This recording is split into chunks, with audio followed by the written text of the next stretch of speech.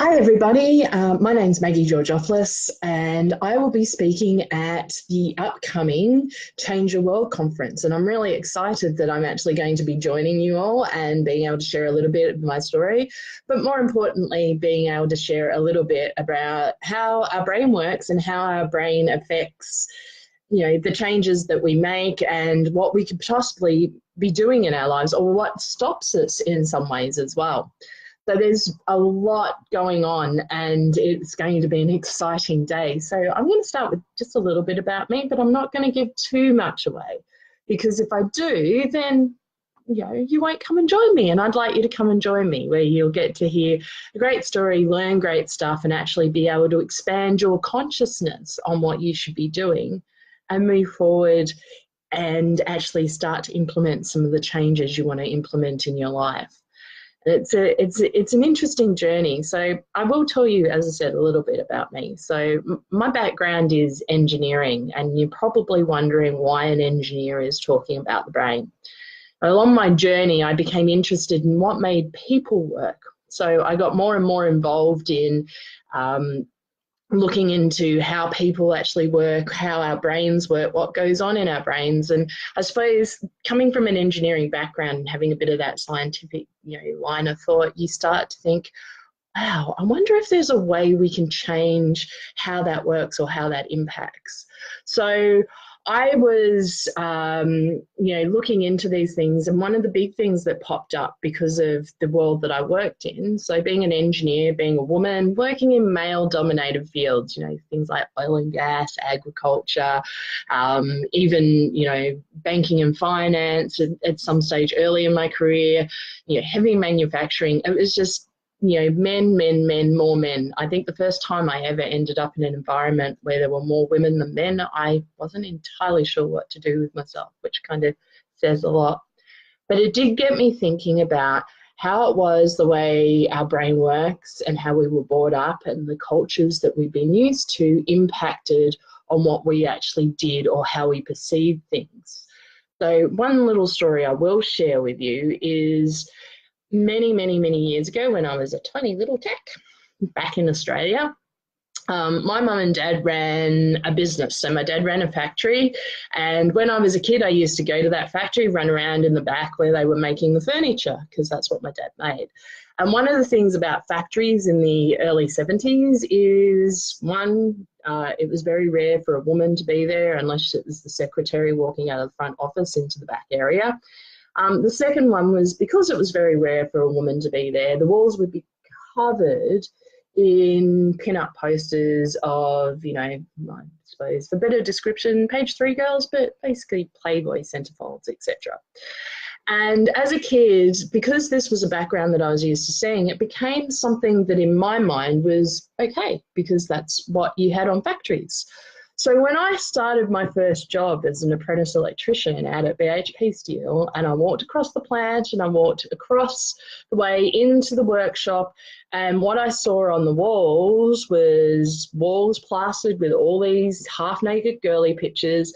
Not once during that journey did it occur to me that there was anything wrong with the fact that the workplace was full of half-naked women in picture form, not in reality. Now, as I said, this comes back to the whole how the brain's programmed, because I probably would have gone through my life not even remembering that that's what this workplace was actually like, if it hadn't have been for the fact that while I was working there, those posters came down. And there was a bit of an issue, because at the time there were 3 women in the apprenticeship centre. And the men in the workplace that we had to walk through to get to the apprenticeship centre assumed that it was one of us girls that had complained about the posters, which caused them to be brought down. That wasn't the case, and it's kind of beside the point. But it was interesting because it suddenly got me thinking, because 2 things happened. One, the assumption was made that I wasn't one of the ones that could be potentially told him. But 2, I realised that I was actually immune to it, because in my brain that was normal and that was okay. And part of the reason in my brain that was normal and that was okay was because that's what I'd grown up seeing. I'd grown up seeing that factory floors had posters of half-naked women stuck all over the walls. That's normal.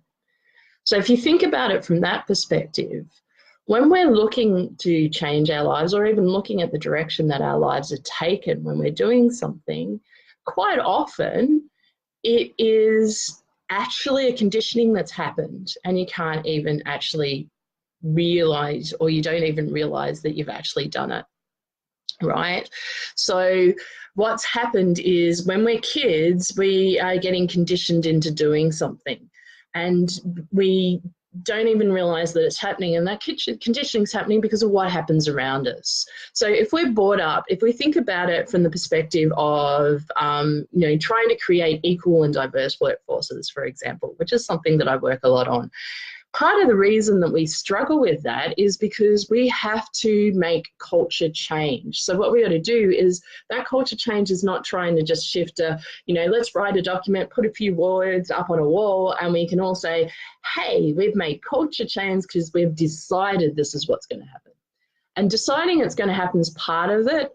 But the other part is understanding what the actual value sets and social conditioning are of those who make up the workforce, or your collective around you. So whether you're actually in a workplace or running your own business, it's the same thing, because those social conditionings add up. So in a workplace, we've got a bulk of people, and each social conditioning adds together to then make the overall social conditioning of the organisation. Obviously, when we're working for our own, potentially like I do, your social conditioning is what's in here. And that also can become those blocks. So you're looking to change something in your life. You've made the decision that what you are going to do is you're going to do things differently from now on. So let's just say that, a little bit like me, you're one of these people that has rubbish time management, right? Yeah, my whole brain, I fail to have a real concept of time sometimes. And I'm like, I'll write down, right, so tomorrow I'm going to do these things and I'm going to get them done tomorrow. And amazingly, I don't know how it happens, tomorrow suddenly turns into 3 weeks later. Okay. Now what's happened is I can sit there and I can say, I'm going to change this. I'm going to make sure that I write a list at the end of each day of what I need to do the next day. And the next day I'm going to make sure I do those. I'm going to make sure I plan out my day. I'm going to make sure I stick to my time slots.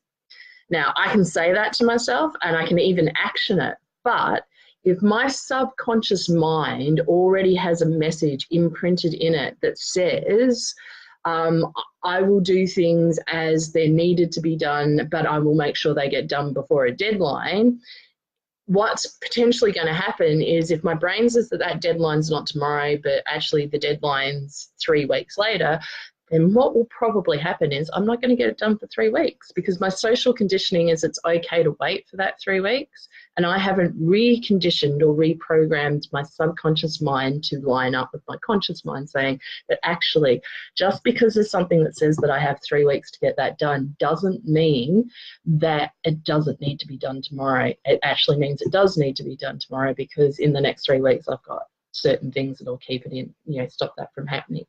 But my brain doesn't get that whole message. It only gets the message that says something needs to be done, deadline is, and it works its normal pattern for me to get that done. So if I want to change that patterning, I need to change the message my brain has. Okay?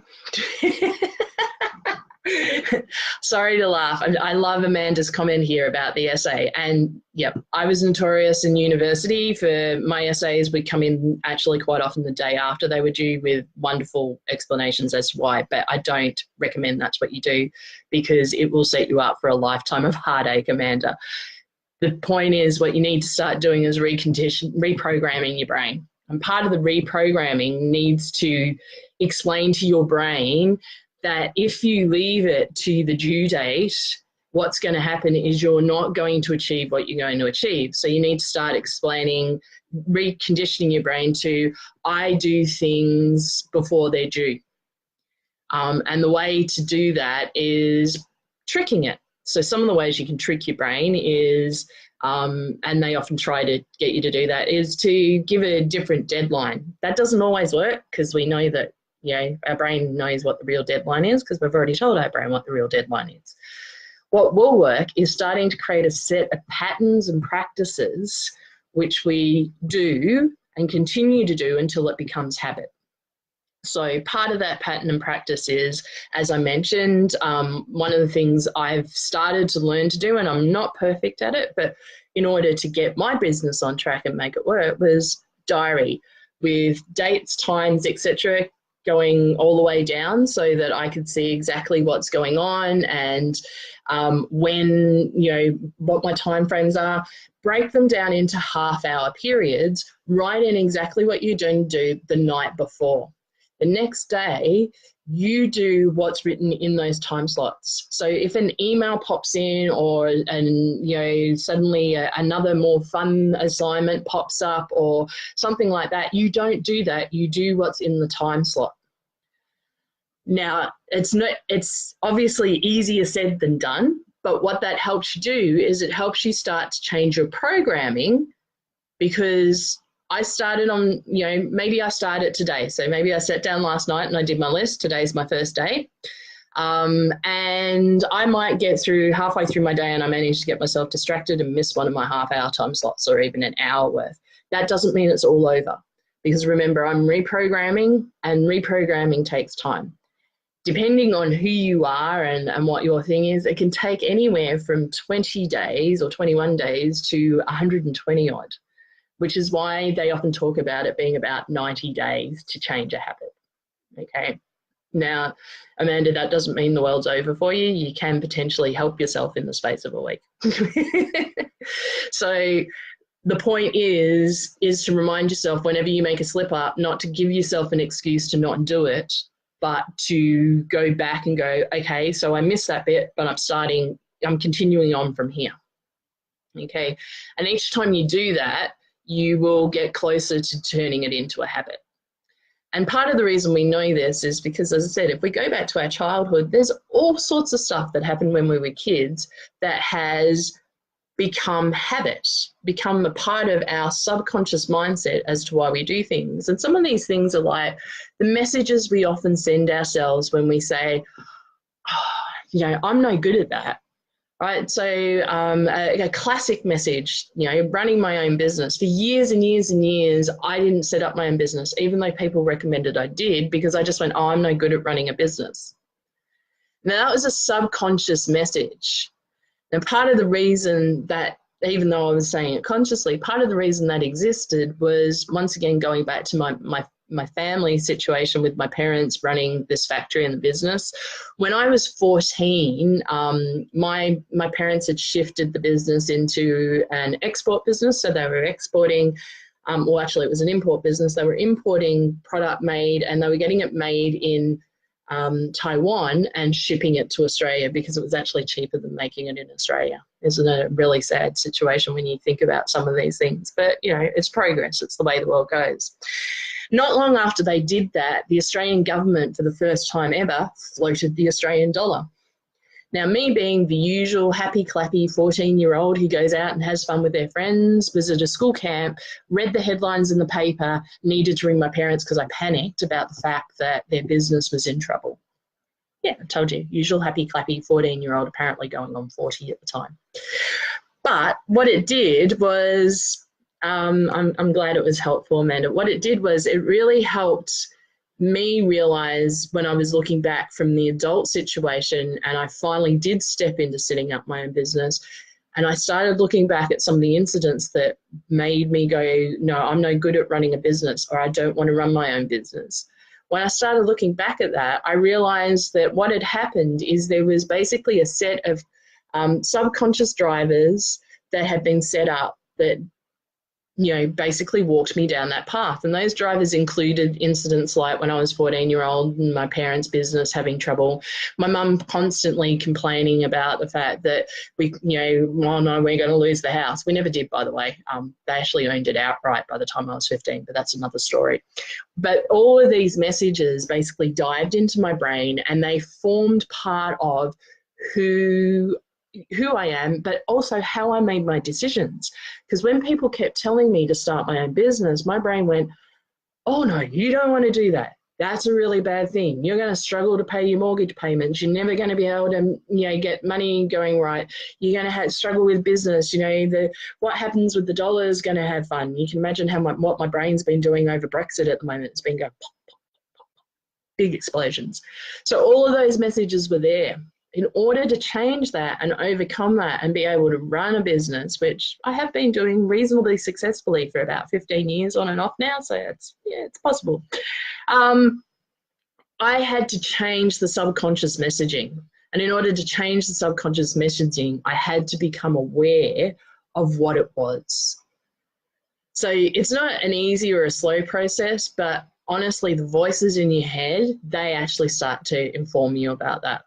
And we'll talk a lot more about that and much, much more as to why you see things differently at the Change Your World conference, which is on the 6th of April. I'm really excited by it. I'm getting to go back up to Inverness. I keep going about, woo, capital of the Highlands, lovely city, and it's going to be fantastic. We've got some great people actually who are going to be speaking at the conference as well, which I'm really looking forward to. So Ian Bell's going to talk about how you value yourself, and I can't wait to actually see or actually listen to what he has to say and learn from him as well.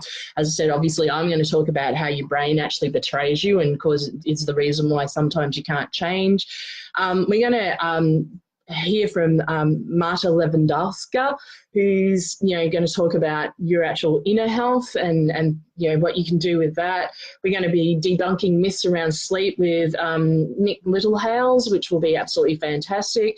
And from somebody who often talks about being a chronic insomniac, I'm really looking forward to some insights from him and finding out more about how I can actually manage my sleep in order to actually manage my life and my business and everything else in it better and actually change my world. Where Will Mercer's going to share his story, as well as Jane Duncan Rogers, and it's interesting that both of them have death in the title of their talks. That I find fascinating, and it would be well worth getting along to actually seeing it. And so much more. There's also Brian Main, who will go into goal mapping and how you actually start to do things in order to change what you're doing. So if you're really looking to change up how your life's running, change up the story that's in your life even, to me this seems like a conference that you really, really have to get yourself along to. And part of the reason I think about things like that is, think about some of the books you've read in your life. Because I come back to, and I'm going to share a little something with you coming back to this. So I come back to things like Daring Greatly by Brené Brown. And she talks about being vulnerable and sharing your vulnerabilities. Now, the interesting thing about this is, I've read this plus things like Notes on a Nervous Planet, The Subtle Art of Not Giving Up. Yep. And even, this is one of my favorites. You'll be able to see from all the tags in it. So I've got so much out of it. It's a book by Sarah Wilson. It's all about Making the Beast Beautiful, which talks about mental health. Now, the funny thing about this is what a really good friend of mine calls shelf education.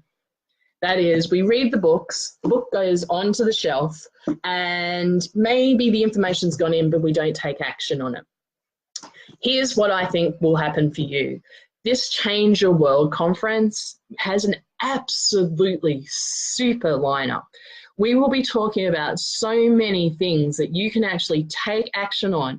Now, you don't have to do all of them, even if it's only one action you take from one person at the conference, but you take that, plug that into your life, take the step forward, and you will actually be making progress to change your world and change your life to what it is you dream it will be.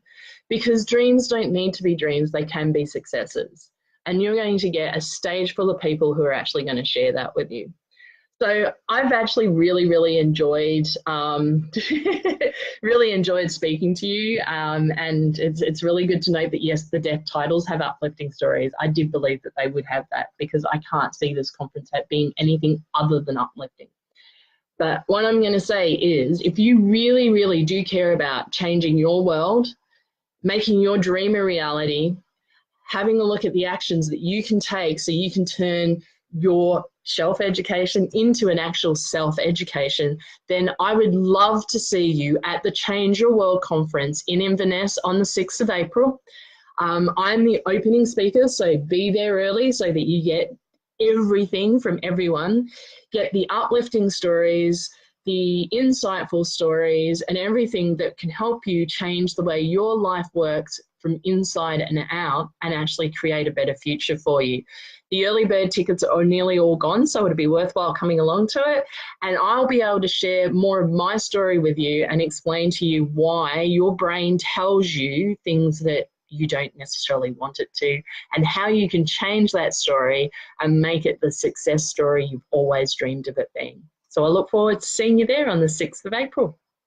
Thank you, everybody. And please feel free to post questions in the Change Your website as you go along. As long as it doesn't impinge on what I'm sharing with you on the day, I'm happy to share as we go along. See you later, guys.